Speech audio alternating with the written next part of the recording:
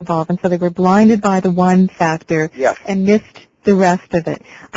Insects and flowers, when they cohabit the same small geographical area, have amazingly specific adaptations to one another. Now, how do you suppose that happens? You find insects coming by and going to a particular flower because it gives off a scent that imitates its pheromone. So I think it's a female. And you see flowers in some species that imitate a female bee by the shape of the flower and the pollen, all to attract the bee to the pollen so it comes in and takes a load of pollen and does its work of spreading far and wide. These very specific chemicals that these insects, certain species of insects and their complementary flower and plant have going on between them, it certainly isn't random. No, it's not. But it's interactive. So it's not just the environment. My point is, it's not just the environment to the individual. Sometimes two individuals react to one another through the environment or through some medium that they're conversing. Well, the environment includes all the individuals, so right away when we start bringing in the environment, when you fit in the environment, you have to be complementary to all the other existing structures in that organisms in that environment as well. And it's not just insects and flies in our own bodies. For example, we wouldn't survive if we didn't have the appropriate bacteria cohabitating with us. And the interesting thing is that we've now recognized that the action of the bacteria in our gut actually switches the genes on in our human cells, so that our digestive processes reflect the dynamic interplay between the environment and the organisms, the bacteria that are out there, and our gene expression, so that in fact our genes are selected by the presence of the bacteria. So now, you wonder who's running the world, don't you? It might be the bacteria. Some people say the mitochondria within a cell began as a separate organism way back when. So I think we're layers upon layers of this whole conversation that nature's been having for time immemorial. The newest information is very exciting because it leads us also to another understanding. Not just the mitochondria were the invaders in the cell, that the entire cell that makes the eukaryotic cell is called, the cell with a nucleus, and it's the complex with all the mitochondria and all the other organelles, that all the organelles were also part of a community of microorganisms, that the individual cell is really derived from a community of microorganisms that share the workload. Okay, so then we can go back to Darwin and say it isn't competition of the fittest. It isn't just a competitive environment out there. Also, cooperation is another key to success, because look at all the various organisms that came together in cooperation that then allowed the higher organisms to come into existence. It was through cooperation. Well, this has recently been in the journal Nature, a very prestigious journal. This topic came up, and it said this is in fact more important than the competition, the cooperation. That we keep looking at the competition, and because we look at the individual survival of the fittest, when nature looks at the community, what the community contributes to the environment. So what is the community of humans contributing to the environment? The answer really turns out that this is where the shock comes in. We have to pay attention, is that evolution is selected by complementarity to the environment. That organisms that push the environment to extremes are ultimately eliminated from the environment, so that the environment can get back into balance again.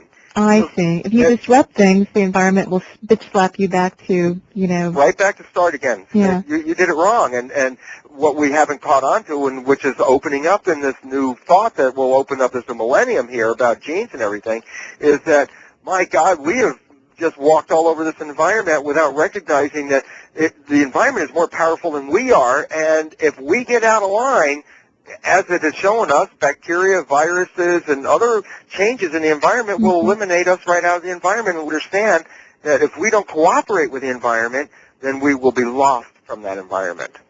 I wonder we're still here, Bruce. Well, it's an edgy issue, isn't it? Yeah, but that's when we rise up. We may be, the clock is ticking. Well, we've taken some step backwards in the last number of years from recognizing the importance of the environment and ecology to our survival, to living in a world where SUVs get 5 or 6 miles to the gallon. It's like, I stood on gas lines, I remember that, and I thought, We have short memories, don't we? Independent of this, and yet we find ourselves with rolling blackouts here now. So. Oh, that's right. You're in California. Did we? Yeah. And I guess we get to pay the rates up here in the Northwest. So. Absolutely. Well, we just sometimes we have the phone on and sometimes we don't. So at least I'm fortunate enough to be able to talk now. Another question from the chat room. Can genetic changes be accomplished via the morphogenesis that Rupert Sheldrake writes about, or is that too small a level to work at this?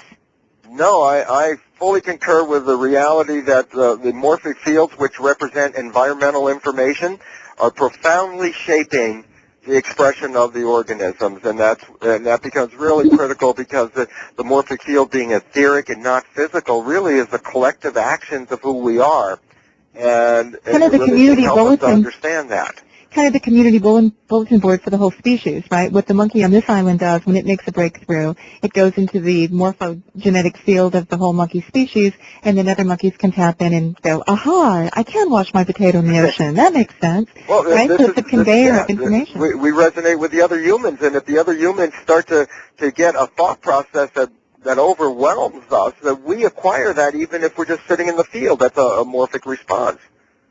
So that's unfortunate because we can get caught up in what's called a crowd response. That like an angry crowd, a pacifist in the middle of an angry crowd is probably not a pacifist in the middle of that crowd. It's just probably one of the people with a chair beating somebody over the head at the same time. And the reason that happens is when you get caught up in a crowd response, you actually start to flow like fish or birds that are flowing in a group. You start to flow in harmony and synchrony to each other. So, and that's part of the field, that's morphic field resonance.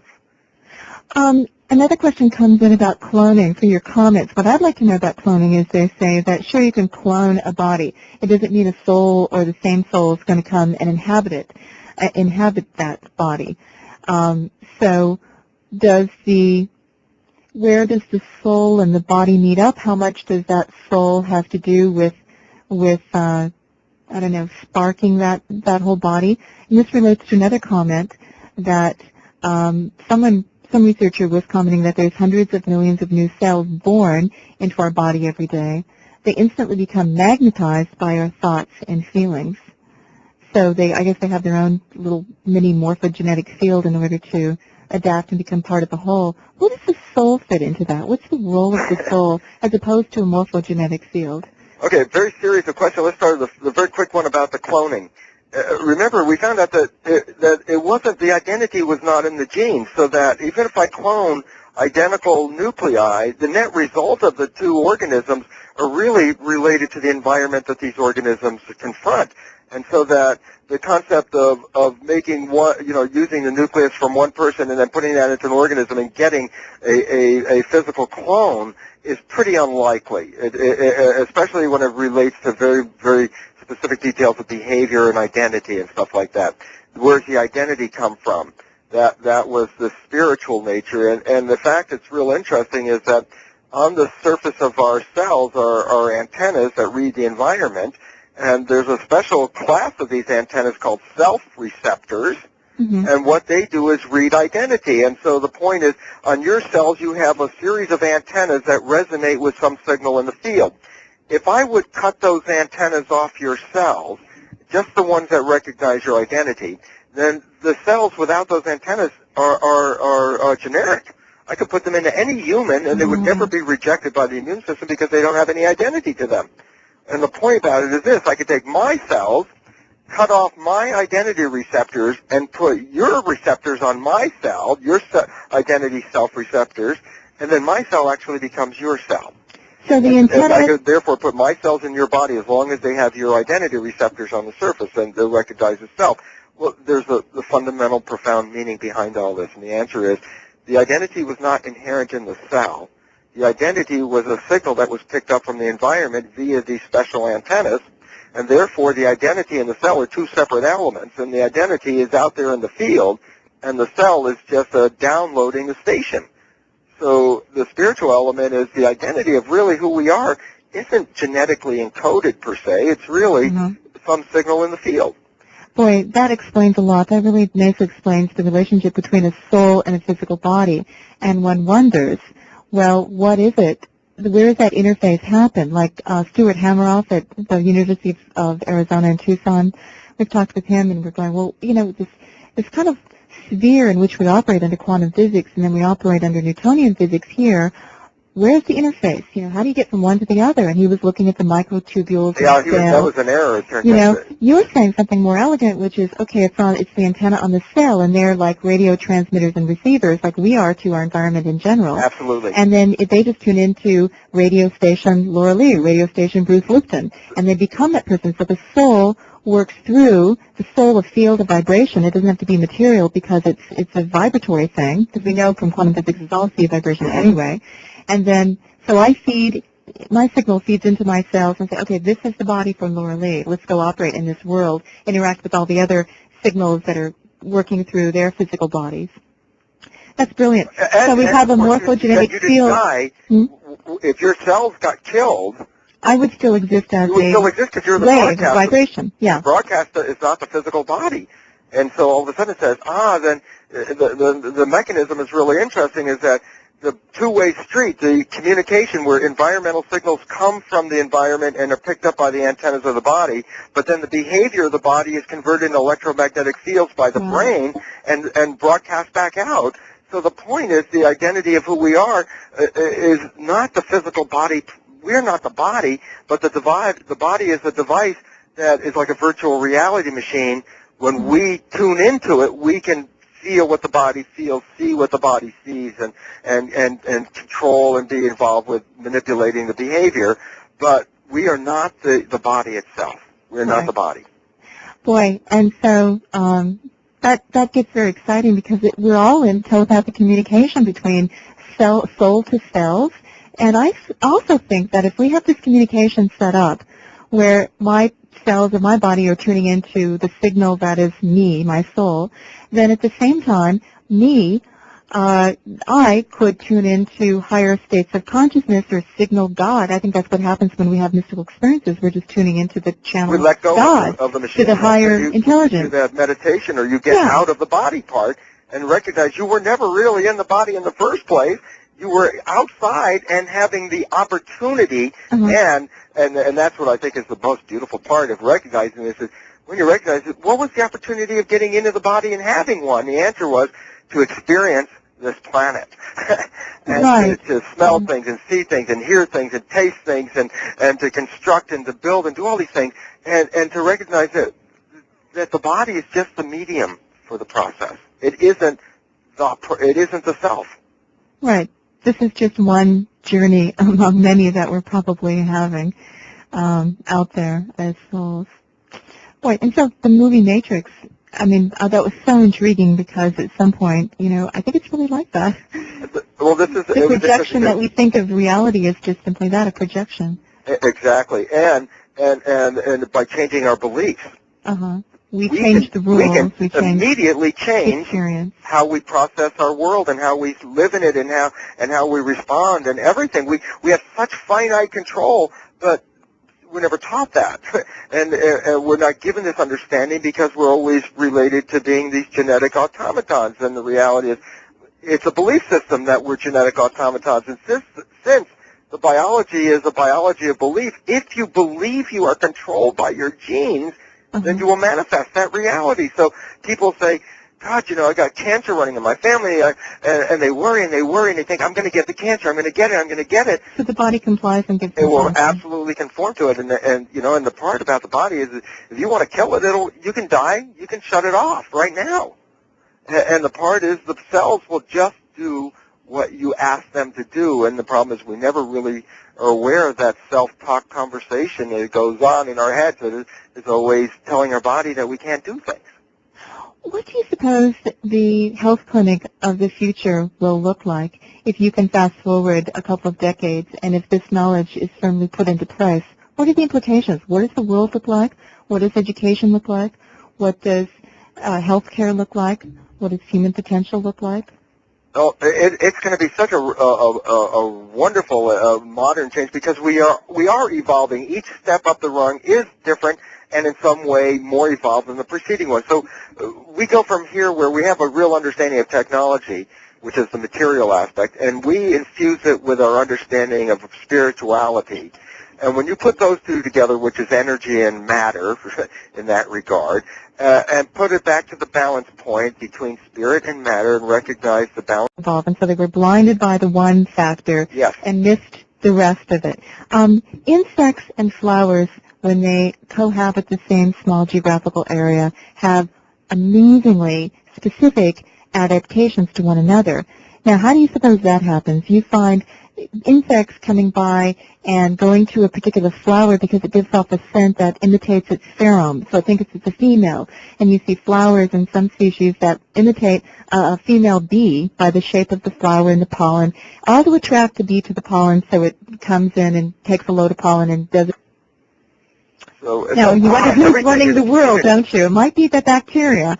Some people say the mitochondria within a cell began as a separate organism way back when. So I think we're layers upon layers of this whole conversation that nature's been having for time immemorial. The newest information is very exciting because it leads us also to another understanding. Not just the mitochondria were the invaders in the cell, that the entire cell that makes the eukaryotic cell is called, the cell with a nucleus, and it's a complex with all the mitochondria and all the other organelles. Its work of spreading far and wide. How these very specific chemicals that these insects, certain species of insects and their complementary flower and plant have going on between them, it certainly isn't random. No, it's not. But it's interactive. So it's not just the environment. My point is, it's not just the environment to the individual. Sometimes two individuals react to one another through the environment or through some medium that they're conversing. Well, the environment includes all the individuals, so right away when we start bringing the environment, when you fit in the environment, you have to be complementary to all the other existing structures in that organisms in that environment as well. And it's not just insects and flies in our own bodies. For example, we wouldn't survive if we didn't have the appropriate bacteria cohabitating with us.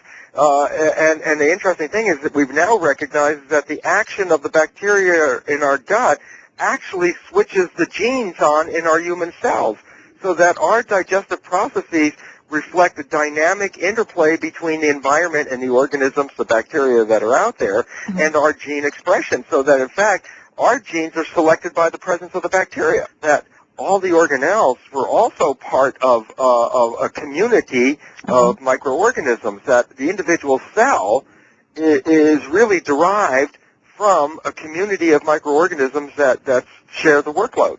Okay, so then we can go back to Darwin and say it isn't competition of the fittest. It isn't just a competitive environment out there.